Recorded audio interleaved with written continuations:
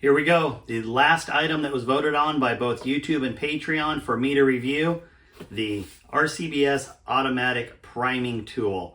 Now, I, again, have also owned one of these. I think it is a great tool for the money. Let's take a closer look.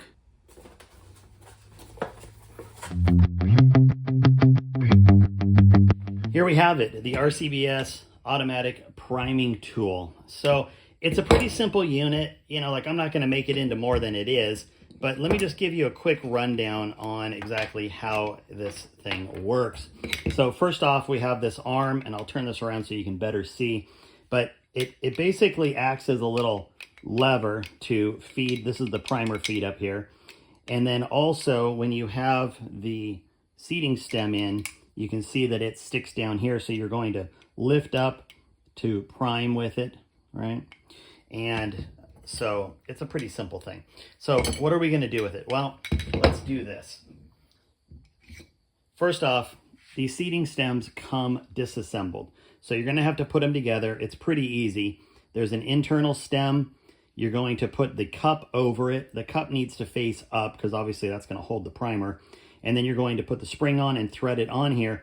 And there's these convenient little holes that you can stick like a little nail through or a small Allen wrench or something to give it some bite so that you can really get it torqued down. And then you're going to need a shell holder, of course. So we're going to put the shell holder in first.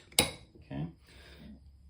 And then we are going to drop in the seating stem. It also comes, as I said, with two of these here, which is going to be the large and small pickup tubes. Okay, and I've already got the primers loaded in here, so we're just going to put this on here. We're going to pull the cotter pin, and now if we were going to load, what we would want to do is push down on the lever, and that would allow this to come forward and put a primer in the cup. So let me get it clamped down, and I will show you exactly how it works to actually prime. But other than that, it's a pretty simple unit. There's not a lot to it. It does have these little convenient holders here for that, so you don't lose it. And other than that, it's really pretty simple. So, but it is very effective. It is very repeatable, as I'm going to show you here in a moment. So let me get it clamped down, and we will go from there. It is now clamped down, ready to go. I'm a big fan of this T-track. You've seen it on my reloading bench. This is relatively new over here on this bench, but it gives me a lot of flexibility, and I really do recommend it for people that have maybe less work area and really want to be able to use tools like this without having a permanent mount down situation. It also makes it nice if you mount things like this to a small plate or a piece of wood. You can clamp that whole thing down, but in any event, it's very easy to do. There's 4 different mounting positions, so if you want to screw it straight to a work surface, great. If you want to put it on some kind of a mounting plate, you can do that as well. One thing I will tell you, and this is just from my own experience, if you're using this kind of T-track with these clamp down arms, one of the first mistakes I made was thinking that the long arm would help hold it down. I was quickly corrected on YouTube, and I appreciate when people do that.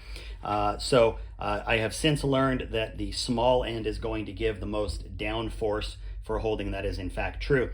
So I have the large primer stem in there. I have my shell plate in there. I do have some primers already loaded, and now we need to put a primer into the cup.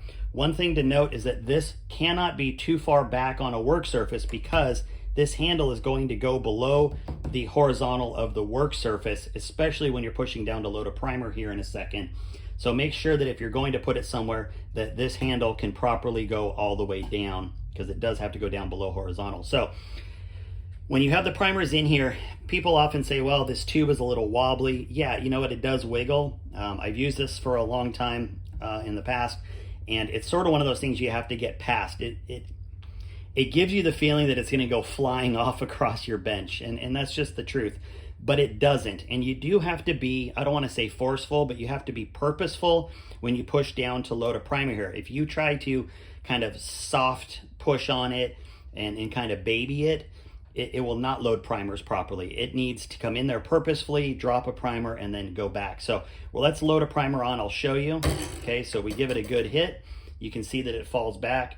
We're going to take our primer stem seater here. We're gonna lift up. We're going to put the piece of brass on, and now we are going to seat it, okay? Now we're going to push down again. That is going to load another primer. We're going to seat that one.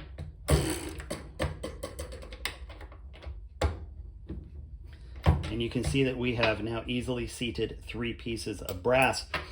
It's really tough to beat for the money, because for a little over $100 you're getting an auto priming system, because let's face it, on a manual any kind of manual priming system, it does get to be cumbersome when you're trying to load a primer into the cup every single time.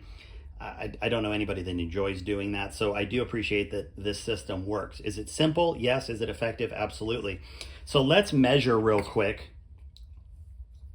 So I've got my my gauge set up and my pieces of brass. So what are we at here? 8.5, 10, 9. So about a 1.5 thousandths difference between the two. I will say that's probably a pretty accurate representation, having done a bunch of testing on this. I will say that the more you uniform your pockets, the better consistency you're going to get.